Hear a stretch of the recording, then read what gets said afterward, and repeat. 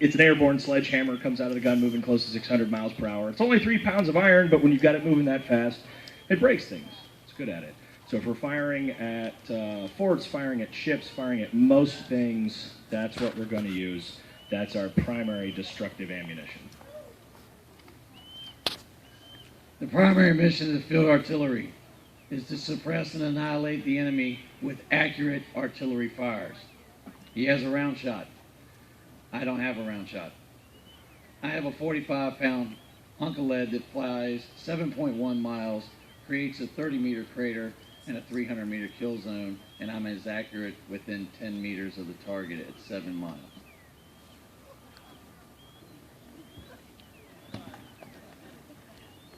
I'm glad we've made some advancements in the past 400 years. If we were still at the same point, we'd be doing something wrong. You've also got, of course, in some instances, effectively we might use a more modern term, your anti-vehicle ammunition, if you will.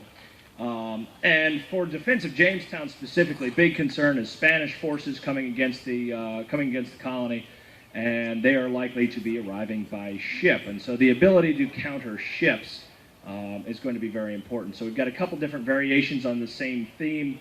I've got chain shot here, called chain shot because, well, 2 halves of a shot connected by a chain. Same basic idea. I got langrel or expanding bar shot, 2 halves of a shot connected by a length of iron bar. Both of these fired from the same gun, down the same barrel, and used to disrupt rigging on the ships. That small gun, not going to put a hole through the hull of something like Susan Constant. But if I can rip her sails up, rip her yards and masts up, rip the lines up and control those sails, I can negate a lot of the threat of that vessel. We're a lot more friendlier with the Spanish these days.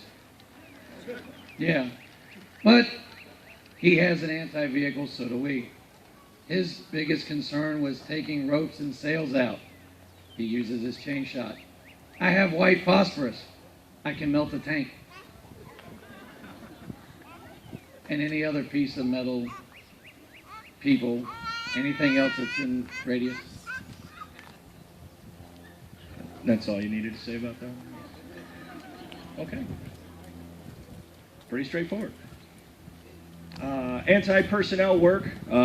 For early artillery, this is going to be the least efficient use of our gun. What I've got for anti-personnel work is what we call case shot, because it's a lot of little shot inside of a case. You know, we like to try to keep things simple.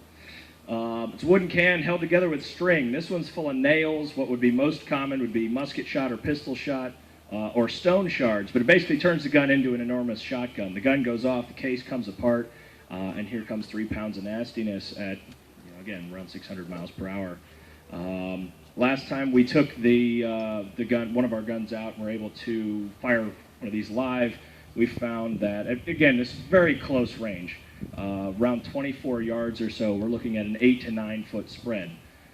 So anywhere within 8 to 9 feet there, you're getting hit by something, and most likely a lot of something.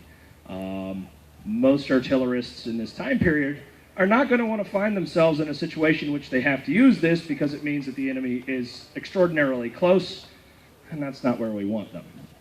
So like I said, that's going to be our least efficient use of the gun. We also have an anti-personnel round. It's called a beehive. Our beehive round is an HE round encased in C4 on the inside with 3,000 little darts known as flechettes. It's an air-bursted round. It bursts over the field, and within 50 yards, if you're looking at a football field, everything is covered in dead. We're not close to them, though. I give you props for that. When my guys are a little bit further away, I ain't got to worry about it. All right, so yeah, you can see we've made, like I said, made a little bit of progress in 400 years. We still do the same stuff. Still doing the same stuff. Well. So, I got to wear a 10-pound hat, and you get to run around in the cloth. There you go. So, there you go. All right. All right, so we have gotten a little bit better at killing people over the last couple of centuries. Ladies and gentlemen, this is the official end of this demonstration. Now, that being said, the Norfolk Light Artillery has ammunition left. 111th Field Artillery has ammunition left. The Continental Army has ammunition left. The Royal Artillery has ammunition left. The Continental Army has ammunition left. And here is an absolute truism that anybody who has ever been in the military will tell you. It's always easier to expend the ordnance than turn it in. We are not going there. So, here's what we're going to do, ladies and gentlemen. We are going to fire until we are out of ammunition. All right? It's going to be really loud. I am not going to control the guns. The gun captains have their guns. They're their guns. Load. Gun captains are your guns.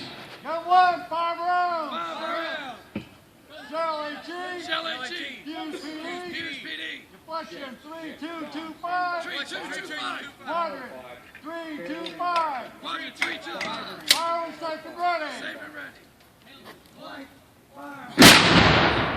Stand Fire! Fire!